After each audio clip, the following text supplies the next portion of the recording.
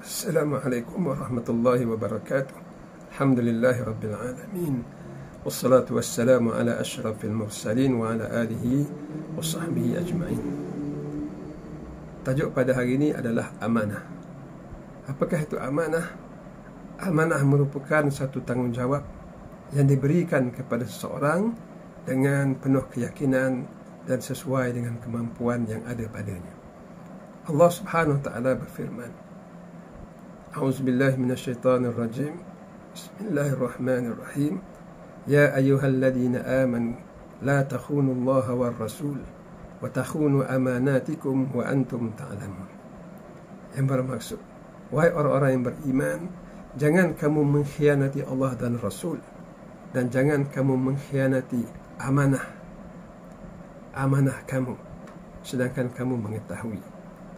Daripada ayat ini dan daripada ayat-ayat Al-Quran yang banyak berkenaan dengan amanah dan daripada hadis-hadis Nabi SAW jelas menunjukkan bahawa melaksanakan amanah dan memenuhi amanah adalah merupakan suatu kewajipan yang besar yang Allah Subhanahu wa taala akan menghisapnya di hari akhirat. Sesiapa yang menunaikan amanahnya dengan baik, maka akan diberi balasan yang setimpal, yang baik, iaitu di syurga Allah. Dan barang siapa yang mencuaikan amanah, apatah lagi yang mengkhianati amanah, maka Allah Subhanahu wa taala akan menyiksanya dengan siksaan yang pedih. Di antara amanah adalah kita memberikan sesuatu tanggungjawab kepada seseorang yang layak menerimanya, dan tidak memberikan sesuatu jawatan dan tanggungjawab kepada orang yang tidak layak menerimanya, kerana disebabkan ataupun walaupun beliau mempunyai hubungan yang rapat dengan kita atau mempunyai sesuatu kepentingan untuk kita. Di sini Rasulullah SAW memberi amaran kepada sesiapa yang memberikan amanah kepada orang yang tidak layak, yang mana ianya akan menyebabkan kerosakan dan huru-hara di dalam masyarakat Islam. Nabi SAW bersabda, Man ista'mala rajulan ala isabatin wa fihi man arda lillahi wa rasul faqad khana Allah wa rasul, atau kama qala Rasulullah SAW. Yang bermaksud, sesiapa yang memberikan amanah kepada seseorang sedangkan terdapat di sana ada orang yang lebih layak, yang lebih diradai oleh Allah Subhanahu wa taala pada pandangan dia, dan lebih diradai oleh Rasul, maknanya yang mencukupi ciri-ciri yang dikenaki oleh Rasulullah SAW, maka dia telah mengkhianati Allah dan Rasul. Ini bermakna memberikan amanah kepada seseorang yang tidak layak merupakan satu pengkhianatan, dan memanglah ianya suatu yang besar. Ianya satu kesilapan yang tidak sepatutnya berlaku, kerana orang yang tidak layak apabila dia menerima amanah, dia tidak akan mampu menjalankan amanah tersebut dengan sebaiknya, bahkan ianya boleh memberi mudarat kepada umat Islam. Amanah yang seterusnya adalah melaksanakan tugas dan kerja yang diberi oleh Islam, oleh pimpinan, oleh mereka-mereka yang bertanggungjawab. Kita melaksanakannya dengan sebaik-baiknya. Di sini Rasulullah SAW juga bersabda, Inna Allah yuhibbu ahadukum idza amila amalan ayutqinnahu. Allah Ta'ala menyukai seseorang daripada kamu apabila dia melakukan sesuatu kerja, dia tekun dan sempurna menjalankan kerja tersebut. Kerja yang diberi kepada kita merupakan amanah, apatah lagi kerja yang bersangkutan dengan Islam, bersangkutan dengan agama, bersangkutan dengan dakwah.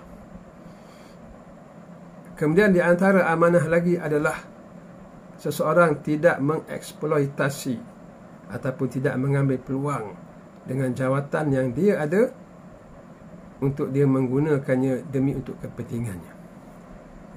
Di sini Rasulullah SAW memberi amaran. Di antaranya hadisnya yang berbunyi, Man ista'malnahu ala amalin farazaknahu rizqan fama akhadha ba'da dhalik fahuwa ghulul. yang bermaksud sesiapa yang kami lantik, yang kami beri amanah kepadanya sesuatu pekerjaan dan kemudian kami memberinya rezeki, maknanya memberinya gaji, maka apa yang selepas itu, iaitu sekiranya ada yang dia mengambil wang harta lebih daripada gajinya, maka ianya termasuk dalam perkara ghulul.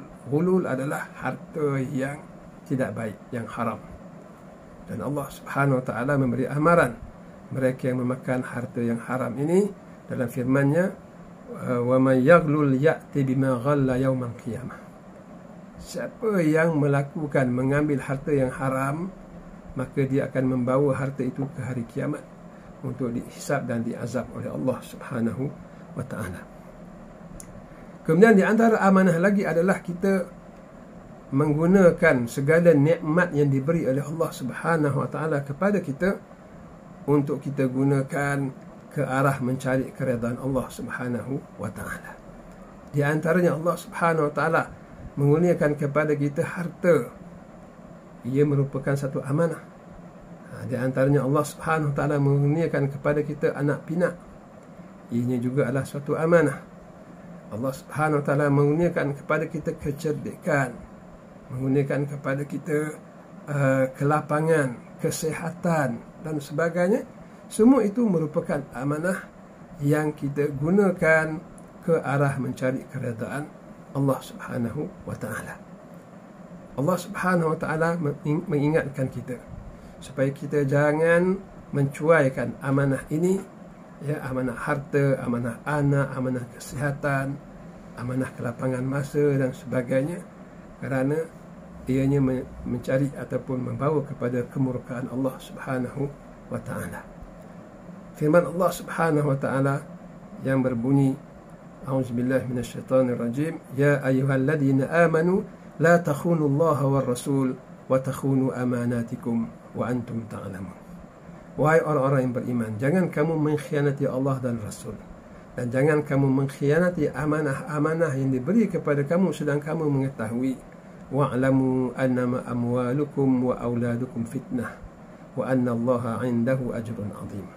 Ketahuilah bahawa harta-harta kamu dan anak-anak kamu merupakan dugaan cubaan untuk kamu, dan di sisi Allah lah pahala dan balasan yang besar. Ini bermakna anak-anak dan harta-harta yang ada yang kita kumpulkan adalah merupakan amanah sebenarnya daripada Allah Subhanahu Wa Taala, yang tidak boleh kita khianati dengan cara ianya harta dan anak-anak itu melalaikan kita dan menjauhkan kita daripada Allah Subhanahu Wa Taala. Na'udzubillah. Dan di antara amanah lagi adalah kita menjaga rahsia-rahsia majlis, di mana apabila seseorang itu berada dalam satu majlis dan mesyuarat, maka hendaklah dia menjaga hak-hak majlis dan mesyuarat sebagai satu amanah dan tidak dia menyebarkannya keluar. Rasulullah sallallahu alaihi wasallam bersabda, al-majlis bil amanah. Sesuatu majlis itu dihadiri dengan penuh amanah. Mudah-mudahan Allah Subhanahu Wa Taala menjadikan kita orang-orang yang menjaga amanah dan mendapat keredaan Allah Subhanahu Wa Taala, dan menjadikan kita mencontohi Rasulullah sallallahu alaihi wasallam yang pernah digelar Al-Amin sebelum lagi baginda menjadi Rasul, dan apatah lagi selepas baginda menjadi Rasul.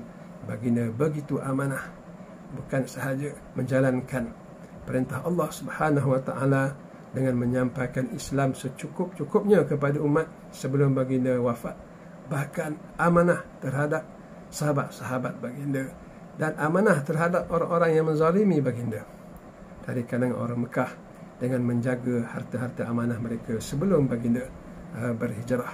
Ia diserahkan kepada Ali, Sayyidina Ali bin Abi Talib, supaya memulangkan balik barang-barang amanah ini kepada orang-orang kafir musyrikin sebelum Sayyidina Ali berhijrah ke Madinah selepas baginda. Semua ini adalah amanah, dan Allah Subhanahu Wa Taala menyebut akan seseorang yang mengkhianati amanah di hari akhirat akan bangkit dengan memegang bendera pengkhianatannya. Na'udzubillah min zalik. Mudah-mudahan Allah Subhanahu Wa Taala menggolongkan kita dalam golongan orang-orang yang menjaga amanah dan melaksanakannya dengan sebaik-baiknya. Aqulu qawli hadha wa astaghfirullahal azim. Wassalamualaikum warahmatullahi wabarakatuh.